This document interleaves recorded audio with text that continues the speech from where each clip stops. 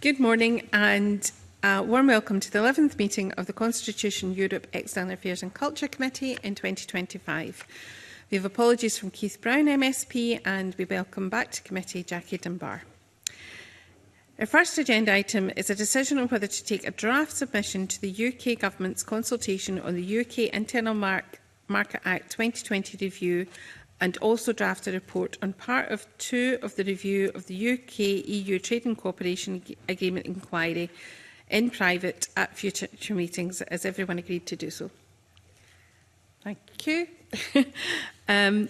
Second agenda item is to take evidence as part of the inquiry to feed into the consultation for the UK's government review of the UK Internal Market Act 2020. Before I introduce our witnesses, I should state that there is an active court case, Biffa Waste Services Limited, against Scottish ministers, which is relevant to the committee's current inquiry. Given that this case is currently active, we have sought the presiding officer's permission to be able to refer to the Deposit Return Scheme exclusion process today. The presiding officer permitted discussion of the policy issues so as to enable scrutiny while avoiding direct comment on the specifics of the active case. Any reference should be within these parameters and direct discussion of the active court case is to be avoided.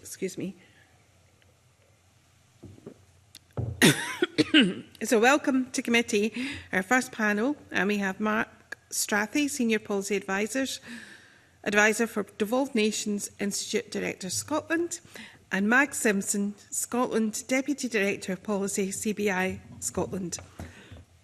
And joining us online is David Thompson, Chief Executive of Food and Drink Federation Scotland. A warm welcome to you all, and perhaps I could have an opening question. The committee has previously recognised that there are significant challenges in managing the tension which exists in any internal market between open trade and regulatory divergence.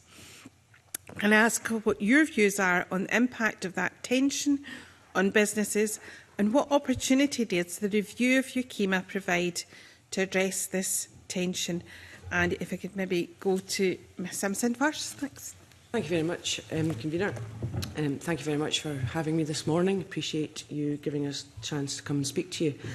I think fundamentally CBI Scotland and the wider CBI would support anything that provides certainty and stability for business. That's the key thing that business is always looking for.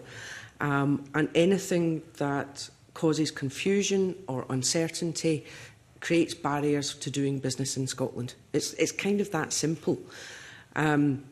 Opportunity to review, I think it's all about mutual recognition. We need to fully respect that products, services and qualifications are accepted in all parts of the UK. The CBI represents a very broad spectrum of different types of business working in different industries. We may get into some of the detail of that later. And I think, without wishing to sound glib, it's incredibly complicated trying to keep it all going. And the more straightforward we can make it, the easier it is to do business and grow the economy and for the country to thrive. Thank you. Mr Strathy. Yeah, thank you, Convener, and thank you for some of the sessions today as well. Found them really enlightening, certainly the legal ones, but I think hopefully we'll be able to shed some light today on the business piece as well. And I think Mags has already alluded to some of the key points here as well. And I think one of the things, certainly from our point of view, that we'd like to see more of is more intergovernmental working. And I think Mr Kerr in a previous session referenced that. How do we get more governments working together, looking at best practice, developing from each other and learning from each other? So we've seen some good examples of that in the past, such as a plastic bag carrier charge, etc. So I think from our point of view, see more of that collaboration moving forward would be very welcome.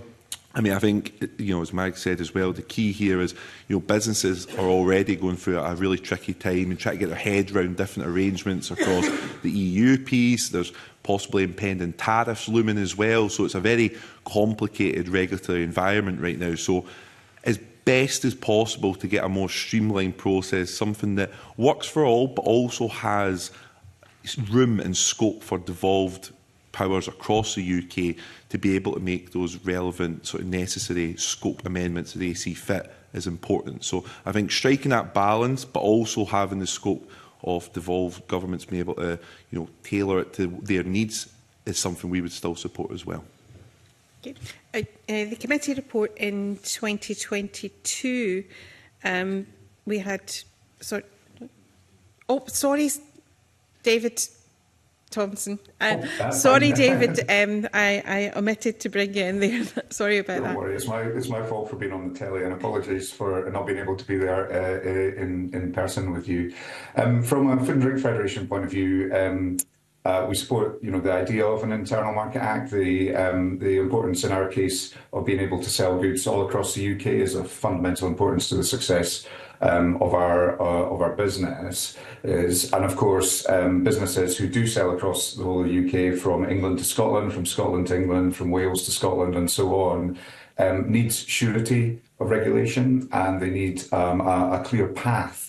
And echoing what Mags has said, that kind of business certainty is definitely what our members crave. So, in terms of the principle, we're supportive. I think the things that we could see as areas for potential reform is a much longer term view. So, obviously, what happened around the deposit return system was a very late set of decisions, and at a time where our members and others had brought in and invested money in infrastructure and fulfilling their legal requirements.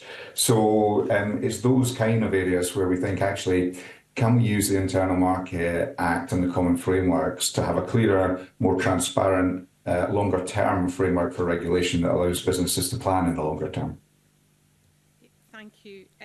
I'll go back to my second question. The Internal Market Act report was published in 2022, and the committee's view was that it would be regrettable if the consequences of the UK leaving the EU was any dilution of regulatory autonomy and the opportunities for policy innovation, which has been one of the successes of devolution both here and in Wales and in Northern Ireland. 3 years on from that, do you think there has been a dilution in policy innovation as a consequences of the way UKMA has been and the difficulties that have been alluded to already? If I maybe go back to David first on that one. Thank you. To be honest, it's difficult to say. At the moment, we across the UK face a whole range of pieces of regulation. So one example would be regulation on high fat, salt and sugar, and how that's placed in stores, and restrictions on promotions there. That's already in place in England. Wales just yesterday or the day before passed their regulation that will do it. Scotland, we're waiting to see what the Scottish Government is in place. So that, at the moment, there's still the potential for different approaches there. We're also involved in extended producer responsibility, which is around additional costs for plastics and packaging. That's been done on a 4 nations basis, even though it's a devolved responsibility. So I think we would argue there's quite a lot of regulation still happening and quite a lot of activity. So from our perspective, we don't necessarily observe a kind of chilling of the effect of that at this stage, but it's obviously in the passage of the Internal Market Act and its implications. We're still at a very early stage, I think. Okay, Mr. Shafi.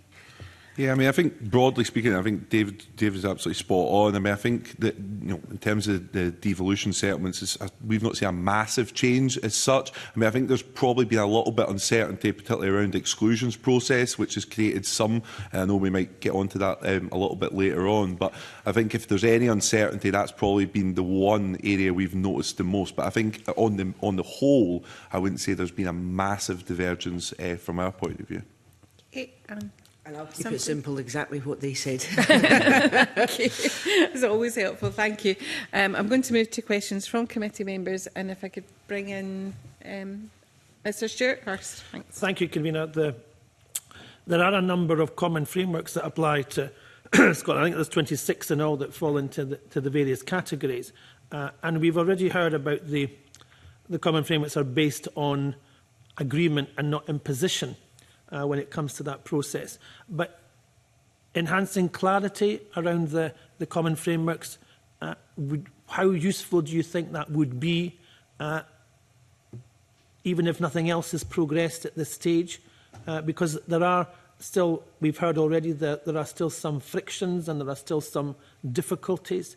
And managing those common frameworks, does that give an opportunity for development for organisations and structures in industry and sectors to progress things? It would be good to get a view from all of you. Maybe if I start with Mags first. The question. Obviously, I'm here representing our membership, so we have spoken to them about this sort of thing. And forgive me for reading, but verbatim, it gives you a bit of a feel from their point of view. So the process of developing common frameworks to manage regulatory divergence between the devolved administrations has continued with varying degrees of progress across sectors. And businesses have expressed the need for greater clarity and predictability, particularly in regulated sectors such as food standards, which obviously David will be able to talk to you about. Construction is clearly a very important area with all the work, particularly around the net zero space, and professional qualifications. I think anything that would help make that more straightforward can only be a good thing. Okay. David, obviously the food and drink sector have a huge issue with this. Yes, yeah, and the vast majority of those common frameworks, or at least a significant minority, are in the food and feed sector. So that is critical because, of course, there's a huge amount of very technical regulation around food safety and other things like that. I think our observation of the common frameworks is that we don't really know what's going on. We don't really know what's being discussed. We're not asked to input an industry point of view. And we then don't really know what's being discarded, what's being agreed, and what's being taken forward. So I think for us, as we've said elsewhere, actually clarity about the progress of negotiations. Now, I understand governments need to negotiate to each other, but actually if there's some clarity about the agenda, the timeframes, the kind of thing that's likely to come out of that in a much clearer and more structured way in each of the frameworks, I think that would be helpful. Because at the moment, essentially, we don't get reports back about what's happening. I mean, so you indicate that there is a lack of transparency in this process, and you feel you're still being left a bit in the dark. From a business stakeholder point of view, yes, absolutely. Okay. We would say that we do not know what's happening, and we don't know essentially what will pop out of the common framework process at any given time. Okay, and Mark, what would you? Yeah, I mean, just on David's point, I completely echo that. I mean, I think in the last few months, it has been a little bit more stakeholder engagement on the UK internal market piece, which we've all been involved in, which is great. That has to continue, absolutely. I think that's one of the key points I've made. I think the only thing I'd kind of maybe add on that is the clarity piece. Absolutely, I think that is critical, and completely agree. The only thing I would say is, there's a balance between clarity and overburdening businesses with more bureaucracy. And I just think that's a balance that we need to kind of strike and make sure that we don't go too far down one route and just find that clarity is fantastic, but we don't want to kind of overburden on regulation and further bureaucracy. And do you feel that there is a good close working relationship, or is that relationship still a bit fractious? I think, and we were chatting about this earlier on, I think the relationship has got better, particularly in the last 6 months. And I think, as I alluded to earlier on, I think one of the key things we'd like to see is a greater relationship across the board with all the devolved nations, more intergovernmental work and more innovation. How do we learn from each other and actually look at some of the potential positives we can take from the UK Internal Market Act as opposed to some of the potential drawbacks. So, But yeah, I think the relationship definitely has improved, but that can't stop right now because it's still early days, let's say. And this whole principle about market access and the weakening or strengthening of that still seems to be one of the main blocking, or one of the main areas you seem to still have some difficulty with. And Mags, you've talked about having certainty and stability, and I get the sense from what you're saying that is still not there. There is still not a complete picture when it comes to that certainty and stability, and what is expected of business and what you can contribute. I mean, I know there's been quite a lot of dialogue, but it may have been only one way it would have appeared. I think you're right. It's about that market access piece. We have members already, well, we're not supposed to talk about the DRS scheme, but for example, we have suppliers who had already decided to pull products out of Scotland if the DRS scheme came in. Yep. And they're big companies. The whisky industry is a really good example. And I think if we can look at what's happening in Northern Ireland, there's already been decisions about what products are going in because of the knock-on effect of, because I think you've got to remember the logistics piece of it is a big circuit. It's a circular economy. If you're putting a truck into Ireland, you've then got to bring it back with something in it. I think it's these subtle decisions that businesses will make if they think certain pieces of regulation are coming in. Okay. And David, anything else with relation to that stability? I guess so. In particular, and again, talking in general principles about the DRS thing, that long-term planning didn't happen because of because essentially long-term planning was in place because the law was in place, and then there was a different decision taken through the proposal. And what we now have is a situation where England, Wales and Northern Ireland will have a DRS. England, Scotland and Northern Ireland will have a DRS that is interoperable. And Wales are still in policy discussions about it, even though we've been talking about this for a very long time now.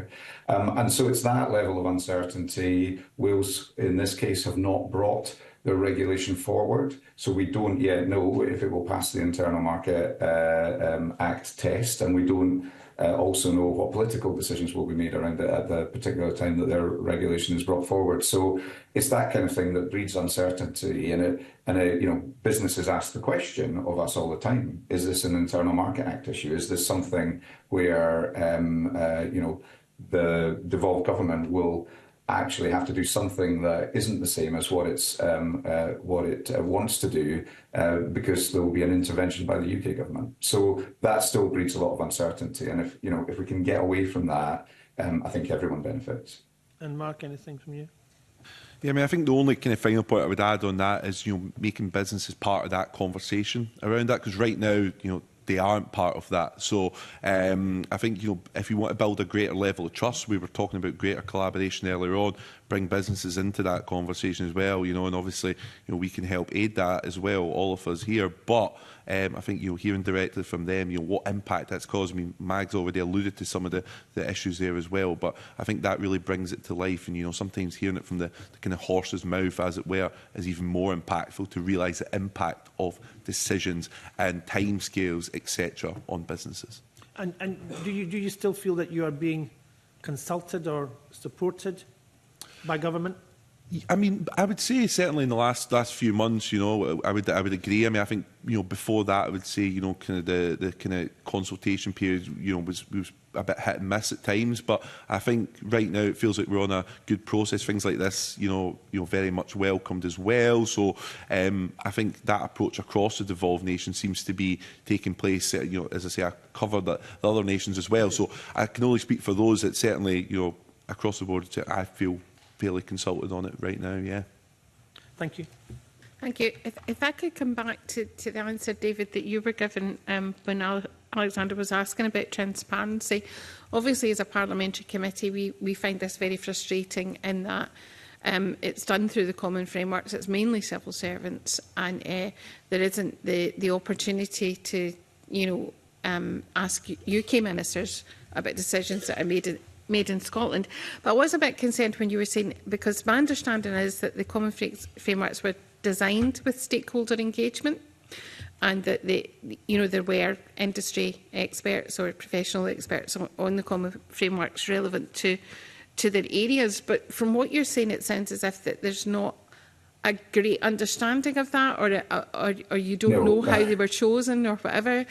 Is that the case? Yeah, I think that's fair. I think what we will all have in England, Scotland, Wales, and Northern Ireland. We'll all have direct engagement with civil servants and ministers at that level, and that happens all the time, and is incredibly useful. I think when you get into the common framework place, then it just seems to go into an intergovernment box. And therefore, we don't know the kind of long-term discussions that are happening. We don't know the outcomes of those discussions. As far as I'm aware, there's no direct conversation between industry and any of the civil servants as to what goes on behind the closed doors of the Common Framework sessions in the ones that we would be directly involved in, for sure. So yes, and I read the minutes of the last session from the legal academics, who were all pointing out there is a kind of democratic deficit there in terms of the duties of the Parliament. So I can understand that from your perspective as well. And also, for us as stakeholders, parliamentary process gives us another opportunity to input and potentially to support developments, or potentially to make sure that they're adapted in a way that is better for our businesses. So we would feel there's a bit missing there. Okay. I don't know if Mark or Mags have any comment on. No, nothing else from me. Yeah. Okay, Mr. Kerr. Thanks. Just to clarify that point, then, that the convener has raised. When it comes to the common frameworks, are you saying that there's no seat at the table for representatives of the industries and sectors that might be impacted by the discussions that are being held? Is that right, Mark? Have you had a seat at the table? Yeah, I mean, we have had engagement across the board on a UK level. So from our point of view, we have had it. I mean, I think it's maybe, I think, to David's point as well, is it can sometimes be challenging for government to get every single sector on board, of course. Yeah. So it's something I appreciate that it can be challenging to get, all that across the piece. But, I mean, I think from our point of view, even at a UK level, we have had good engagement, and I would say it has ramped up, particularly in the last 6 months. But before that, I think the market access principles, I think broadly we would say they've been protected under the UK Internal Market Act. But again, I couldn't speak for a whole other variety of every sector. A bit like Mags, we cover sectors, right across the board. So that for the IOD, you're content that your members' voices are being heard inside the box?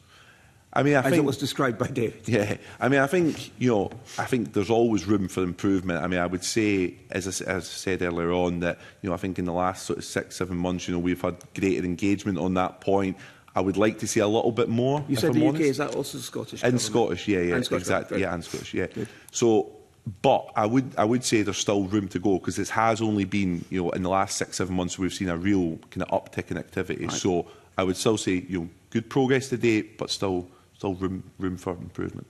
And what about the CBI? Yeah, I mean, I'm only one individual, and we represent thousands of businesses. Yeah. So you're always. I think it's as long as all those involved don't think it's one solution fits all, because you'll find quite different impacts on different sectors within the economy, and also not forgetting that Scotland is essentially an export economy. So our biggest customer is England. Yeah. So anything that creates barriers to that trade is not going to be helpful. But is it a charter? Do you hear the charter among your members that they are being plugged in? Yes, to the, absolutely. They do. Yes, we need to. I mean, it's not my views; it's our members' views. So they would feel that the common framework process is working for them. I think it. I don't want to say it's absolutely working. I think there's room for improvement, like Mark alluded to. I think it's about that transparency that David's mentioned. It's about, I think for certain areas it's easier, and therefore the process is a lot quicker and is a lot more open. But when it's a wee bit more complicated, sometimes it can get a bit caught in the weeds. Yeah, caught in the weeds. Well, I suppose that's a byproduct of government and bureaucracy, isn't it? A lot of things get caught in the weeds. David, did you want to add anything about that seat at the table? Yeah. Because obviously, if common frameworks are being brought together or worked up and you're not involved, that would seem a bit odd. So I guess what I would do is I'd differentiate between three different things here. So in the normal discussion of policy as it's brought forward by each of the four governments, then yes, we're engaged in that process. And I think in terms of the Internal Market Act itself and its operation at this kind of level, then we've been involved in discussions there. I think the bit that I would differentiate, I think, is within the common frameworks themselves, of which each of the 20 to 30 of them have specific processes, specific ways that the governments talk to each other about it. That's the bit that's kind of invisible to us, that particular element. So yes, involved in developing policy, involved in discussions on the impact of policy, in each of the 4 nations. But when you get to and then you all get together and have a discussion and what do you agree, that's the bit that we don't feel that we get insight into. And is David reflecting what you think as well? Yeah, okay, so you broadly agree with what you just said. Okay, absolutely. So you get the input, but you don't necessarily know what happens next. What the results are, what the outputs are. Right, okay. Alexander Stewart's point earlier on about clarity as well, you know, and I think, you know, the opportunity to shape in, but then having that clarity at the end point is I think, something, the area that I think could have the most room for improvement, let's say. What's your view on the operation of the Office for the Internal Market? I mean, have you heard any feedback about it? Have you had any engagement with it? Do you know what it does? I haven't personally. I've not had any engagement with them. No, nothing from the CBI. Anything from Food and Drink Federation Scotland? Have you had any experience of the Office for the Internal Market? Yeah. You have? Right, okay, good. What is it? This is the odd thing. Obviously, it's from our perspective, we perceive it to be something that is there to provide advice to all 4 governments on the operation of the internal market and to produce reports. Their engagement has been, there's been quite a lot of reach out. We've been at sessions with board members and chairs talking about the kind of things that our members are interested in the legislative sense. So we have had a number of discussions with them around that, and obviously they've done reports on things that are important to the food and drink industry as we've gone forward. So for that kind of point of view, we've had good engagement. I think from understanding what they've told us, then their engagement with the 4 nations has been very limited, and governments have not necessarily asked them to provide insight and advice and reports very often, and certainly not as often as they would like. That may be improving over time, but that's the impression we get. Do you think there's a bigger role for the Office for the Internal Market? I mean, it seems to me that you think it's a pretty good thing, but it's maybe unfulfilled potential? I think again, from an observer point of view, I think it's really odd that the office is set up to support all 4 governments, and all 4 governments don't necessarily ask its point of view on things. So that would be the obvious thing. Is there a way to ensure that where, in particular in long-term strategy and long-term policy areas, I would take the example, the broad area of environment, where over the past 10 years we've had a plastics packaging check, we've got circular economy bills, we've had DRS maybe happening, definitely happen. We've had extended producer responsibility. And actually, is there a way to take that longer term view about all the challenges that we know are going to come? We know there's going to be regulation. We know a chunk of that is potentially devolved. So, is there something that they can do there to have that longer term look and to help governments navigate the difficulties of bringing forward regulation and help businesses understand what the general path is likely to be? So the role of the Office for the Internal Market falls into that broader issue of how do we get our governments on this little island to talk and listen to each other and work together. Is that a fair comment? You're all nodding. Yes, go Mark. Yeah, no, absolutely, Stephen. I know it was a point that came up in previous committee session. I think that's something that we are passionate about. I mean, certainly in the role I've got, I am often speaking to both UK government and the respective devolved government. So I think that's something that we've all in this room got a duty to take up and learn from, as I say, best practice, whether it's devolved nations best practice or UK government best practice. I think that's something that we should all be looking to take the mantle and do a little bit more of. Okay, that's good. Yes. Without wishing to sound provocative, it's about taking the politics out of this. It's about having that level playing field that makes it, as I say, easier for businesses to operate without repeating. It's about sales and jobs, isn't it? It is. It's about growing our economy. Yeah. And whether we like it or not, okay, Scotland obviously has a vested interest in growing Scotland, but we need to grow as a United Kingdom. Yeah. So let me ask you then, I mean, this whole review that the Labour government have put in place is an opportunity for people to talk about whether we even need a UKIMA. And you will have heard that discussion in debate in this Parliament and in this committee. You've talked, I think you've all talked about the importance of certainty, stability, and you've also introduced clarity. UKIMA gives the internal market of the United Kingdom a pretty solid some people are saying too rigid, legal framework which guarantees market access, basically. And there are market access principles which you've referred to. Is it the view of the IOD that we need a UKEMA? What would the costs of not having a UKEMA be, in your view? I mean, I think, yes, we do need a UKEMA. The cost of not would be that uncertainty, and as Mags alluded to earlier on, certainly from a Scottish point of view, in terms of looking at our biggest market, you know, for example, England, then yes, I think we do need it. Unfortunately, I mean, I think since obviously the departure from the EU, there has been this period of greater uncertainty. I think with UKEMA, though, we need to still think about, you know, the long-term approach in terms of what does it mean for all the devolved nations, because right now that's probably the one area that there is still a bit of uncertainty on right now, and I think that's only going to come with greater stakeholder engagement. And I think, as I say, you know, we're getting to a better place right now in terms of that, but I still think there's a bit of a way to go to have a perfect UKEMA. So I think broadly, yes, you know, it is needed, but I think it's how still. How would you like to amend it? I think learning from best practice, as I said earlier on, is critical for us. But I think there also has to be a role for devolved nations have to be treated with the respect that if they feel that there's something that is important to that particular nation, whether it's Scotland, Wales or Northern Ireland, they need to be treated with respect from UK ministers, that they can bring that to the table and they can have the confidence to take that to the table as well. And I think there also has to be a greater dialogue from UK ministers coming to the respective devolved nations to say, you know, this is the direction of travel we're going, and not landing things late as well. I mean, David alluded to the impact on business, but I can also imagine from a devolved nation's perspective, you know, it can be frustrating. The convener mentioned as well some of the kind of late notice as well. So I think mutual respect has to be baked in from the start, and also a collegiance that, you know, we are part of this together and we are going to learn and develop best practice from each other. But can I ask you, how would IOD members, their businesses, feel about there being too much divergence?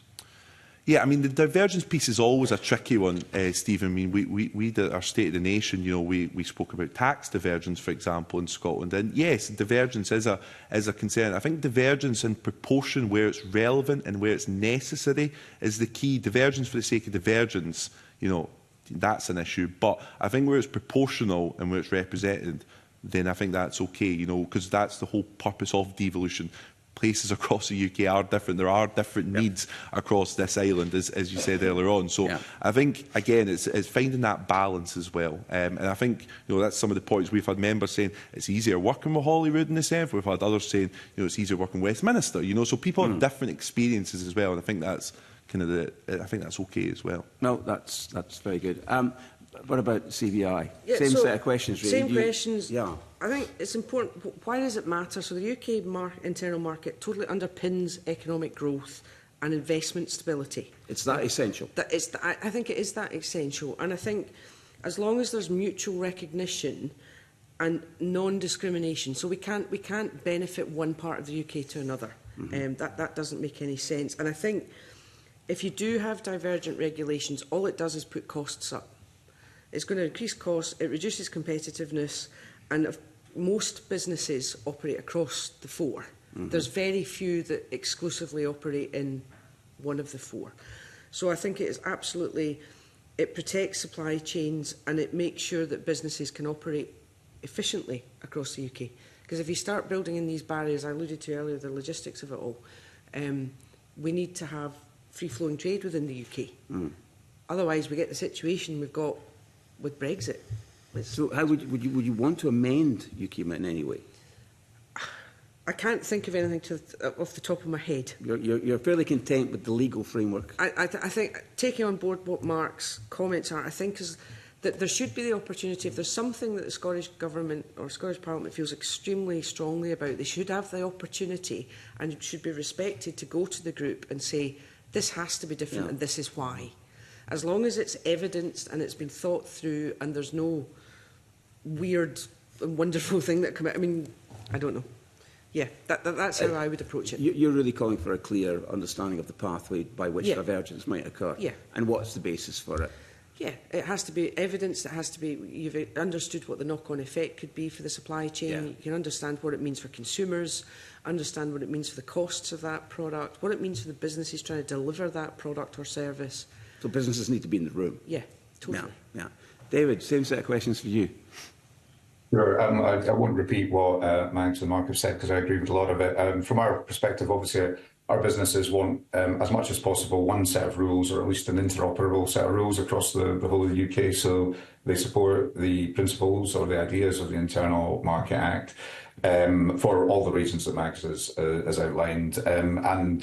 If you go back to UK government modelling at the time that the Internal Market Act was created, it showed, you know, without this kind of regulation and without this kind of attempt to provide convergence, if possible, within regulation, that would cost each of the four nations a lot of money, and Scotland and Wales, it would cost them proportionally a lot more money, as the the natural larger market in England has the weight.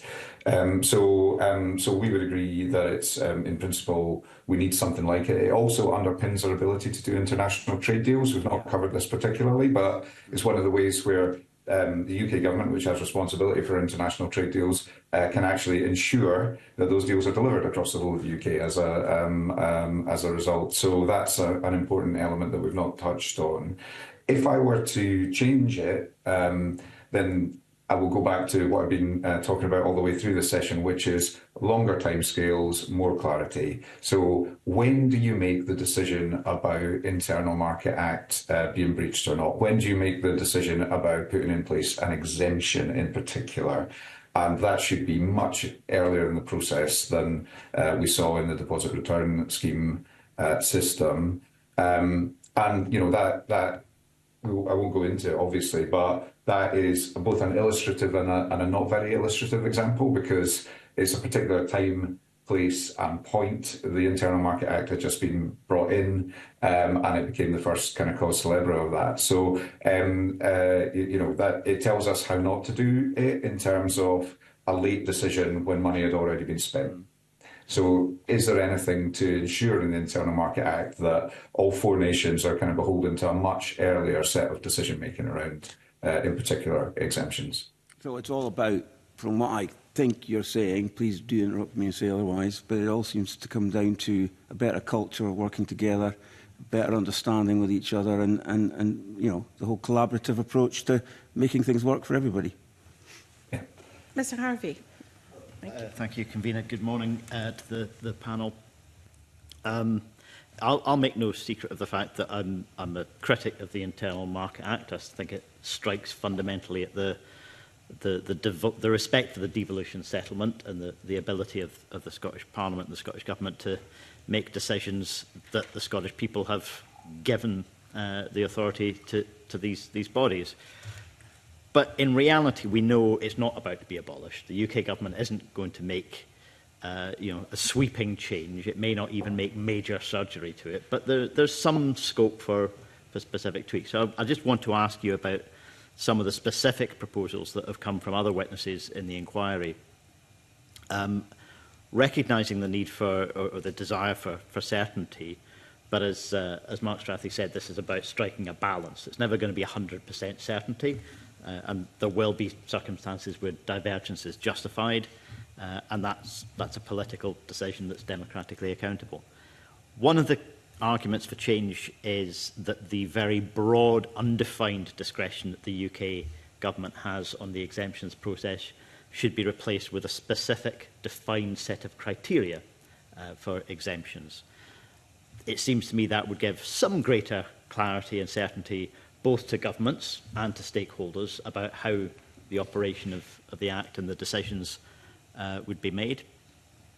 Another proposal is to set a threshold for the kind of burden of proof, if you like, for what the UK government would have to demonstrate is a justification for denying an exemption.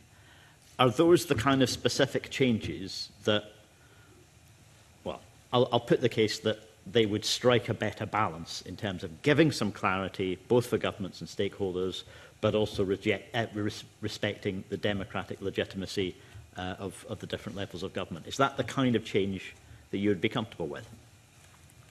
whoever would like to jump in first. No, absolutely, Patrick. I think both of those kind of proposals would be certainly welcomed at our end, because I think right now, if we look at the, again, don't want to bang on too much of the exclusions process right now, but it's shrouded in a bit of mystery right now. So I think both of those proposals that you mentioned would, from our point of view, be very much welcome. I think they would make a big difference. I think it would strike that balance that I mentioned earlier on in a proportionate and legitimate manner. So, yeah, I would certainly agree with both of those. That was easy. I think there's an element of absolutely. I mean, I just think we need to be careful, because the legitimacy of doing business across the four nations is that it's scalable, and if you suddenly start playing around with that, you could have unintended consequences if you suddenly shrink the market overnight. So as long as, I mean, in principle, what you've said, yes, let's keep it simple. Yeah. I mean, I guess it's always going to be the case that governments and populations will make democratic decisions that create uncertainty. Brexit's the supreme example of that. You know, the run-up to that, nobody really knew which way the decision was going to go. It went on a knife edge, and you then had several years of profound chaos and uncertainty as a result, and we're still living with a lot of the damage of that. But that doesn't take away from the fact that there was a democratic process, and the decision can be made. And so there'll always be scope for some uncertainty and some unintended consequences. But the critical thing is when those decisions are being made, you listen to those who are warning about the consequences, and you make an informed decision about whether those consequences are acceptable. And it's about mutual respect for those decisions once they're made. Yeah. Does David Thompson want to add anything specifically on these types of concrete, practical changes that might be made around exemption criteria, burden of proof, or anything else that you want to throw into the mix for specific changes that we ought to be advocating for in our report on this? Yeah, thanks for the question. And I read the report of the last session where some of these things were brought up. I think going back to my key theme around this, which is certainty and long-term decision making, whether that falls in to differences or similarities, then yes, I would agree that something that I think, as Mike said earlier on, takes the politics to an extent out of this would be simple. And if you have those kind of criteria that are as understandable as possible, as clear as possible, then I think there's an opportunity there to provide businesses with a bit more certainty in the longer term. The one thing I would say is in terms of proportionality. Obviously, food and drink manufacturers, 96% of them are small and medium-sized enterprises in Scotland. Many of them are on the small side. Some of them make, most of them are on the small side, sorry. Some of them make, they're the only person that makes this product in Scotland, for example. So I think you said, Mr. Harvey, that the understanding the decisions you make and understanding the arguments and then making a decision and being clear about what you've taken into account is really important. And I think, understanding the issue of proportionality about whether it's a big market access issue or not is important, but also so is understanding the impact on small businesses in Scotland or any other part of the UK as part of that decision making. Thank you all very much. Okay, Mr. Adam. Good morning, everyone. I would just like to ask about devolved authority in general. We've come to the conclusion that there can be a divergence, exactly what Patrick said, where there'll be a political will to do things slightly differently. Now, the problem, the situation we have at the moment is that the devolved governments are looked upon under the UK Internal Market Act as the junior partner in the whole process, and this is what's causing the issue and causing the problem. So how do you think that we could find a way that Scotland's ability to implement policies that reflect local needs and priorities using the current kind of UK Internal Market Act mechanism? I'd be interested to see how you think we could do it, rather than us as politicians telling you how we think we should do it. Anyone? I'm maybe going to be controversial here and say, push it back to that's the politicians' decisions. The business market, sorry, the businesses that operate in the market will deal with the market conditions that they're given. But there's an element of, we always say, look, businesses are not interested in the politics of it. So at the moment, we've got a UK internal market, which means they've all got market access, essentially free access. They can all operate across the UK. It's quite straightforward. And once you start meddling with that, it becomes a different market. And therefore, businesses will adapt to whatever that market becomes. So I don't think it's I certainly don't feel comfortable saying what the politics should be in it. You might have a different view, Mark. No, I mean, I completely agree, Mags. I mean, I think the only thing I would say, and it goes back to something we discussed earlier on, the stakeholder engagement piece is, you know, trying to get some of the insights from business and understanding potential consequences of any certain action. And in fairness, I think all the respective governments across the UK are fairly good at that at times. Bringing businesses in, ourselves, etc.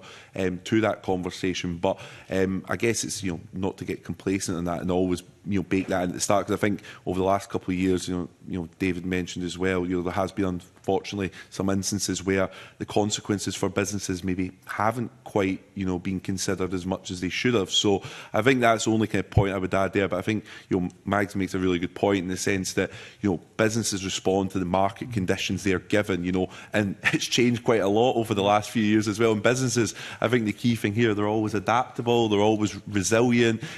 So certainly they will always respond to that. But I think understanding their considerations and consequences is always important as well. David, do you have anything to add?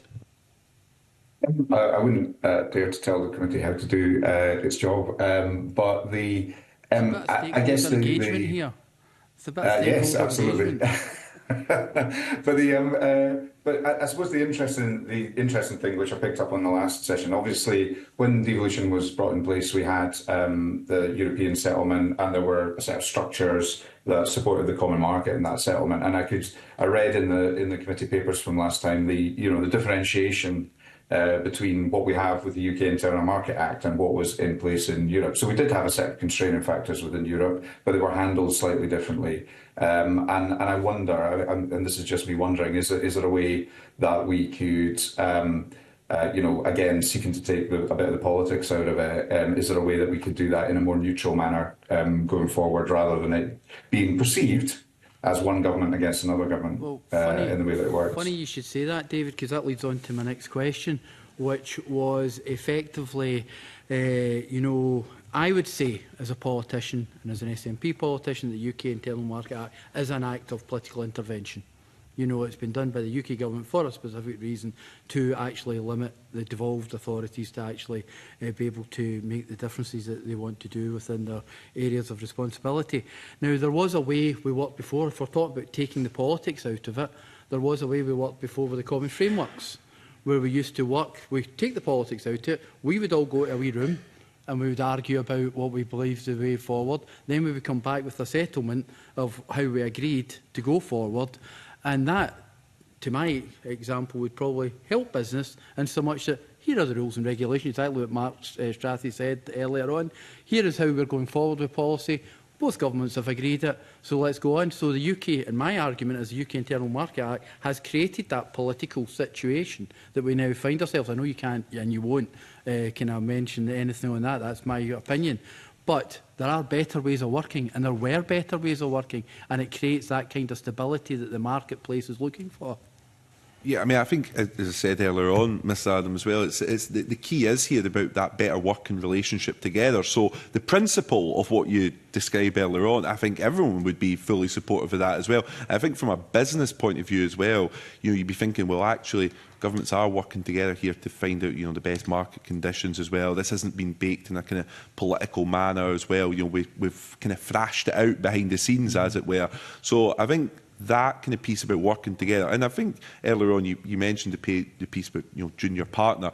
I mean, I think it's kind of removing those kind of aspects and seeing it as equal partnership as well. And and again, I keep going back to the kind of collaboration piece and how do we learn from each other. There will be things that Scottish Government come up with that across the nation that everyone might adopt and say this is a good idea. I'm always a great believer in stealing someone else's ideas if they're good. Well, exactly, and it's learning from best practice, not sort of being sort of stubborn around that, and embracing that. So I think, broadly what you were saying and the concept of that would be welcome. Okay, anyone else? I'll just go back to the comment I made to Mr Kerr. Is that as far as our members are concerned, the UK's internal market underpins economic growth and investment stability.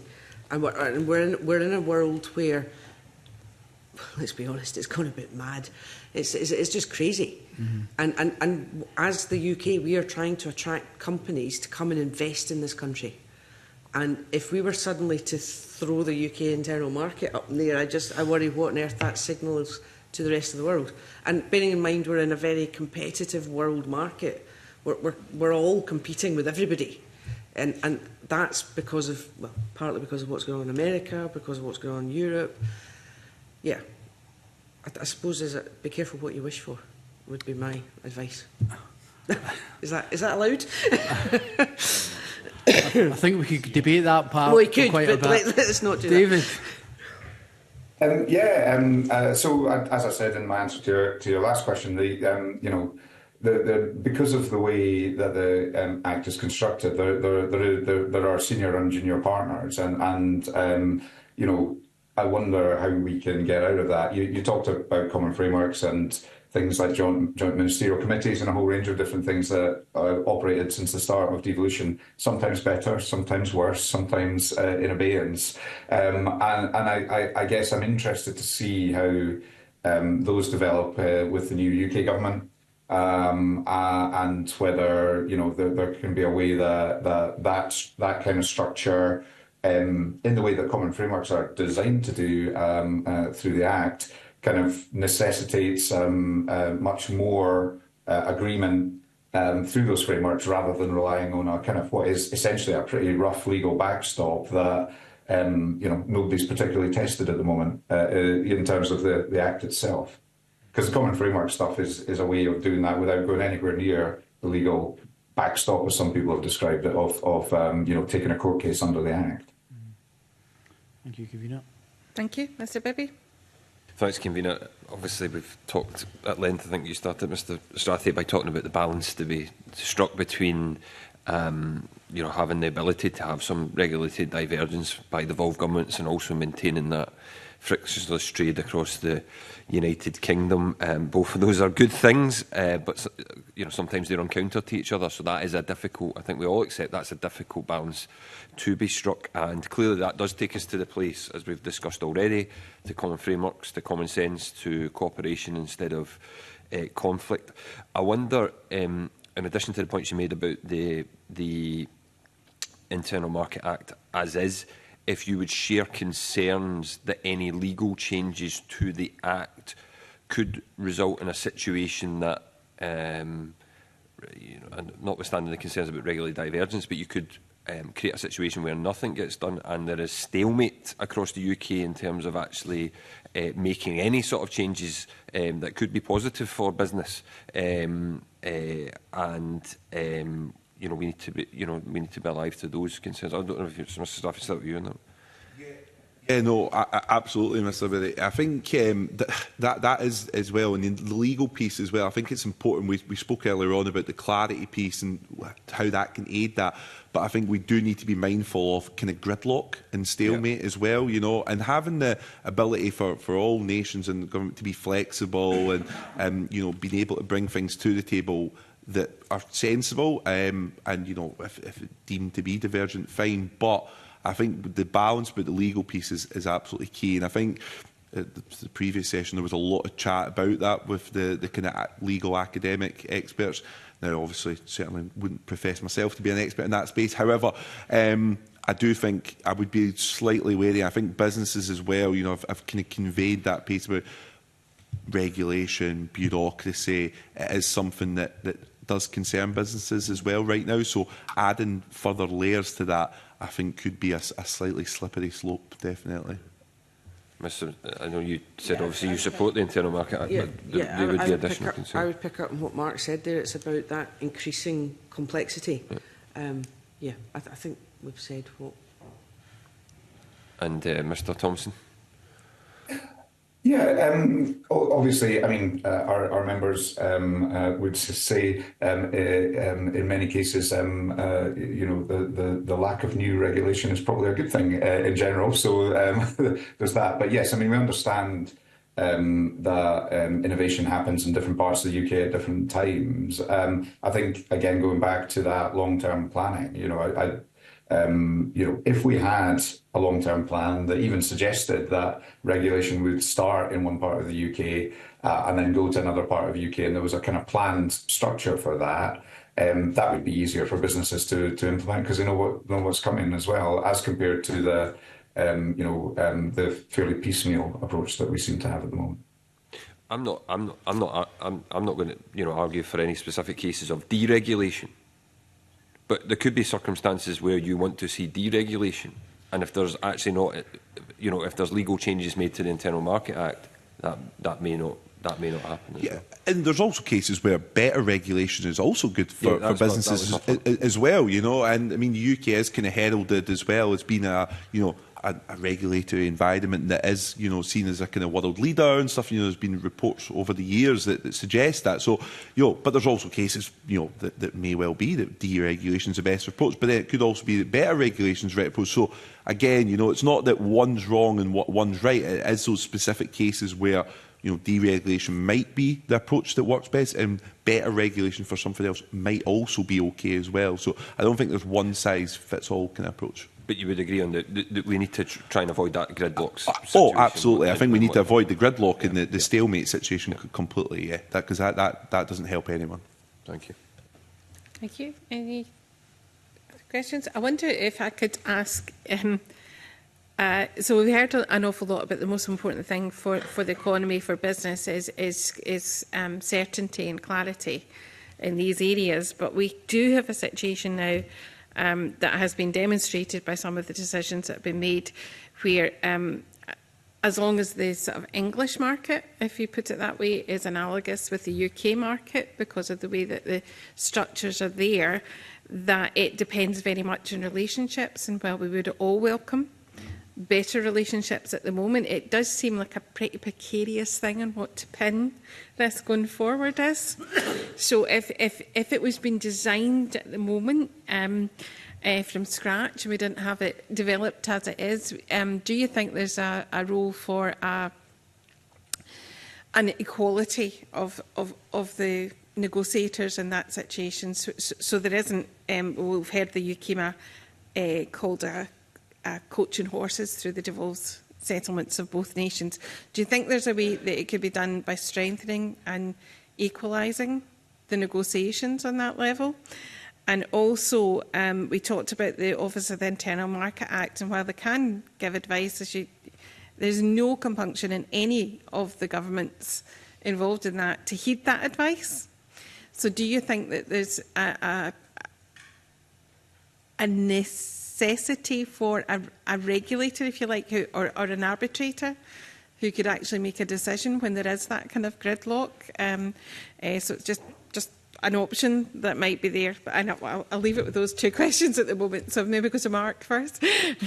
I think on the first point there, I think I've been fairly clear about that first, that the quality of kind of partnership, let's say, is critical. So I think, yes, absolutely, to the first point. In terms of the potential new regulator, I mean, it's interesting the current context we're in right now, when there seems to be discussions about, what the role of the UK is as a regulator, and some of the decisions from UK government when it comes to kind of regulatory bodies, etc. I mean, again, it goes back to the point I made earlier on to Mr. Bibby, that if that was going to be something that could kind of strike, those tough decisions, then possibly yes, it could work. But again, it goes back to a point earlier on. If it was going to be too difficult and we were facing kind of stalemates as well, then that would also be quite tricky. But I think, in principle, it sounds like governments have got attention here. The regulator kind of comes in and intervenes, great. But it would be nice if we didn't often have to get to that point of regulating. Now, I completely take your point, convener, that life on just living on relationships, and this things are looking good for the last 6 months or whatever, it is a precarious position. So I do take that point, but I think if cement those relationships, hopefully we would avoid the need for it. But in principle, it possibly could work. Max? Yeah, on that. So this is something that we have spoken to our members specifically about, and obviously there is no independent arbitration body at the moment to monitor or resolve disputes.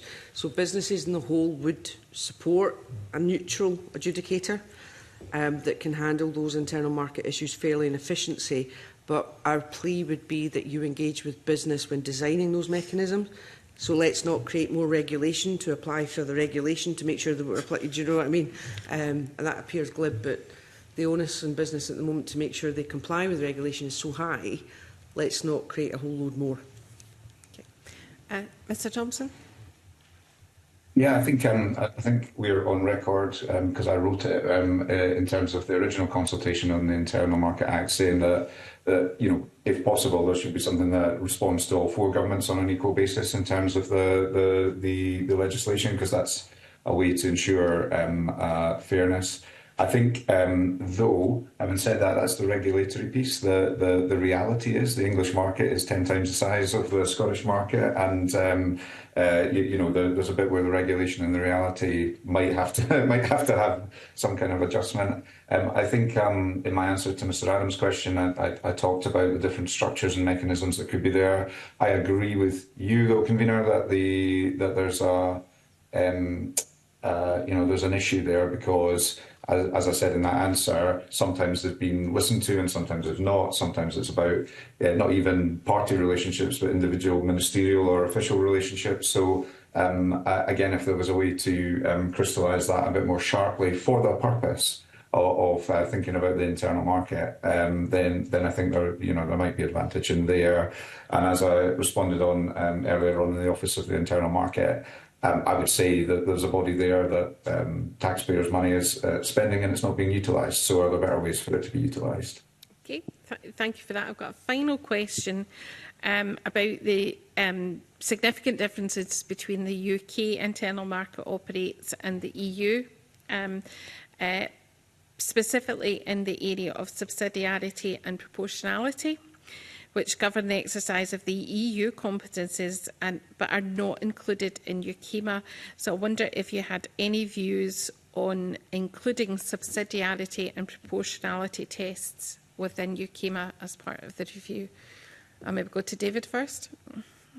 So, in principle, we haven't really, asking members, we haven't really thought about this. I think that there's two things I would say. So, in my answer to Mr Harvey, I said that proportionality depends on the business size and the impact on the business. So I think it's important to remember it's not necessarily solely proportionally on the market, but understanding the impact on individual businesses.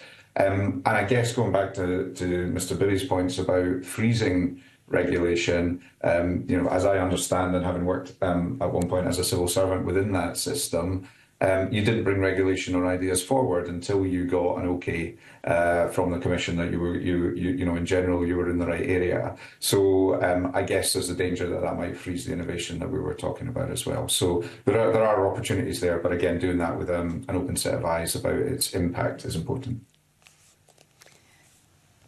Max? Simple, what David said. And I'll round off. Genuinely. Yeah, no. This could get... Yeah, no, completely, yeah. So, no, nothing else from me, convener. Okay. I think that concludes questions from the convener. Can I thank you all for your contributions this morning. And we're now going to suspend, change over witnesses and hear from the Cabinet Secretary. So suspend.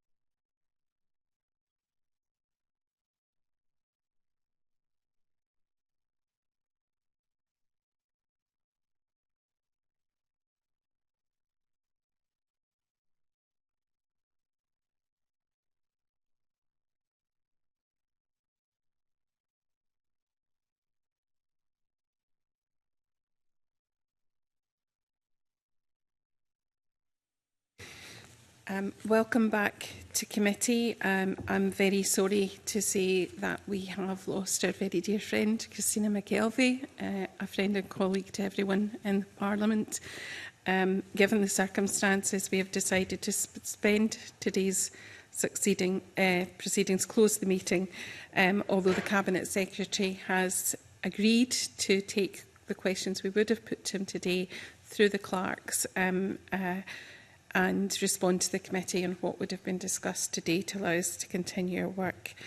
I know I speak for everyone in the room about how sad we all are about the circumstances, and we will certainly miss an exceptional, empathetic and brave woman in this Parliament. Thank you very much. Close this meeting.